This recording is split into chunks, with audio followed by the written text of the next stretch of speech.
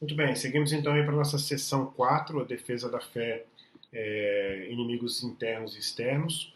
E a gente geralmente chama, nós estamos ainda no período chamado, no macro período chamado de História da Igreja Antiga, a gente ainda divide, portanto, esse período em gerações. Né? Então a gente entra aqui na terceira geração, que é a geração dos apologistas, que tinham que, a palavra apologética ou apologia significa defesa, né? Apresentar uma defesa. Então, os apologistas, portanto, começaram a tradição de defender a fé cristã das acusações, né, das acusações que eram feitas, fossem elas quais fossem. E nesse período havia três acusações principais: uma de ateísmo, uma de canibalismo e uma de imoralidade. Sobre a acusação de ateísmo, a ideia era de que, como os cristãos não reconheciam os deuses gregos ou romanos, o panteão grego ou o panteão romano, e também não cultuavam, não acendiam incenso, por exemplo, para o imperador, não cultuavam o imperador, eles eram, portanto, acusados de ateísmo, né? Numa concepção um pouco diferente da nossa de hoje em dia, claro, né?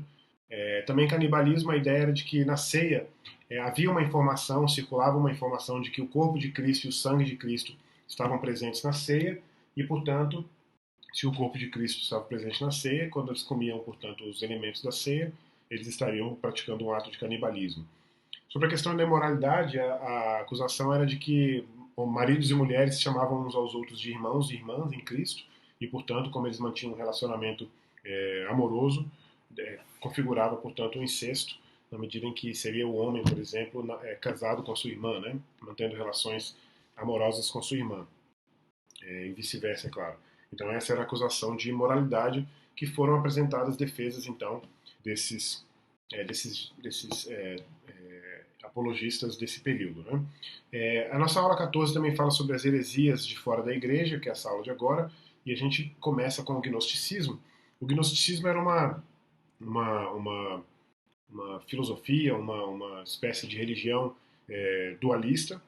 Nesse dualismo gnóstico, o mundo material era completamente mau e não tinha, portanto, nenhum contato com o mundo espiritual. O mundo havia sido criado por uma emanação de Deus, uma espécie de erro, uma espécie de aborto, vamos dizer assim, tem até essa expressão, inclusive, no seio, né, do gnosticismo. Por causa disso, obviamente, havia uma doutrina do docetismo. O docetismo é uma doutrina que diz que Jesus, que Deus não encarnou porque Deus não poderia ter se beneficiado de um corpo material, já que o transcendente, que é completamente bom, não pode se associar de maneira nenhuma ao material, né, que não é bom, obviamente, que é completamente mal. A salvação era por meio da gnose. Salvação era um aspecto central na maioria das religiões daquele período, e a salvação no gnosticismo era por meio da gnose, ou seja, do conhecimento. E havia também, obviamente, uma negação da ressurreição do corpo, que é algo caro para o cristianismo, né? Para a doutrina cristã mais ortodoxa, tradicional, porque, afinal de contas, o corpo, como é completamente mau, ele é completamente perdido. Né? Então, esse é, grosso modo, aí, superficialmente, o gnosticismo. O maniqueísmo era uma espécie era dualista também. Tinha origem numa figura chamada Mani, que nasceu em 216 e morreu em 276.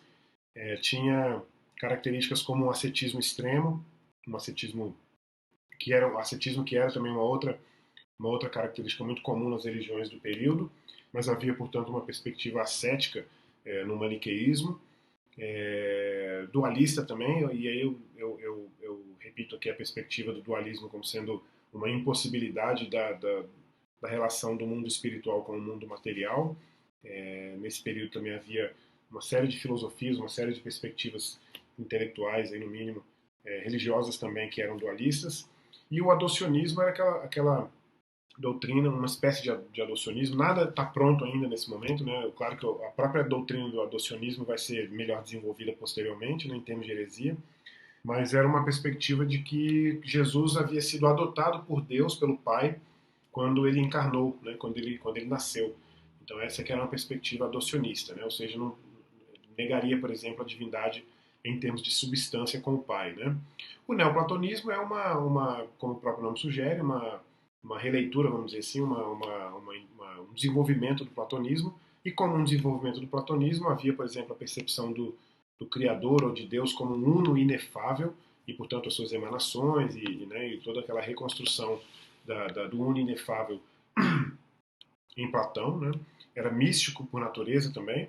Havia também uma ênfase muito grande na meditação e na contemplação, né? De certa forma, o neoplatonismo não poderia ser considerado como uma religião, e muito menos como um problema, uma heresia que atrapalhasse a igreja, no sentido de que era uma espécie de pensamento, uma forma de pensamento. Mas é claro que ele desdobra em formas de heresia posteriormente também, né, no seu desenvolvimento. Né? Então essa foi a aula 14, onde a gente introduz inclusive a seção 4, as heresias fora da igreja. Eu espero você comigo, espero que você esteja comigo na aula 15, erros dentro da igreja. Até lá!